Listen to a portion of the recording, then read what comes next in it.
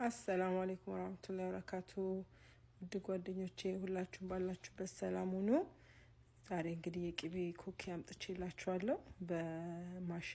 በማሽን የሚሰራ ማሽን ሳይሆን ይሄ በእጅ የሚሰራ ታዩታላችሁ። እሱን ከወልማርት መግዛት ትችላላችሁ ወይም አማዞን ላይ ምናምን ታገኙታላችሁ።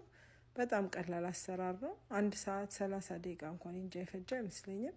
1 ካፕ ቅቤ፣ 1 እንቁላል፣ 1/4 ስኳር አርጋችሁ አብኩታችሁ ዱቄቱን መጨመር ብቻ ነው። ሌላ ምንም አያስፈልገው። በማሽኑ እንግዲህ ወጣ አድርጋችሁ ጠቅጠቅ ስለሚል ጊዜ ማይፈጅም ሰዓትም ስለማይፈጅ ቤታችሁ ኩኪ ምናምን እንዳታጡ የምትወዱ ሰዎች ትንሽ ተደፋብኝ እዚህ ጋር ቫኒላ አድርጌበታለሁ። እንደገና ትንሽ ጨው አድርጌበታለሁ። በጣም ትንሽ ጨው።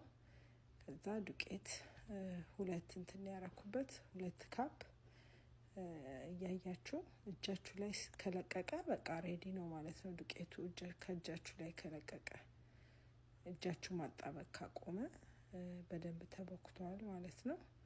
ከዛ በኋላ እቺ ውስጡ ከተን ብስኩቱን የምንሰራበት ከወልማርት ነው የሚሸጠው። ከወልማርት ገዝታችሁ መሞከር ትችላላችሁ። እንደምትወዱት ተስፋ አደርጋለሁ።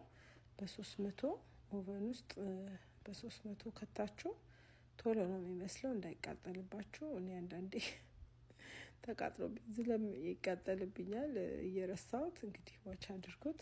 እንደምትወዱት ተስፋ አደርጋለሁ።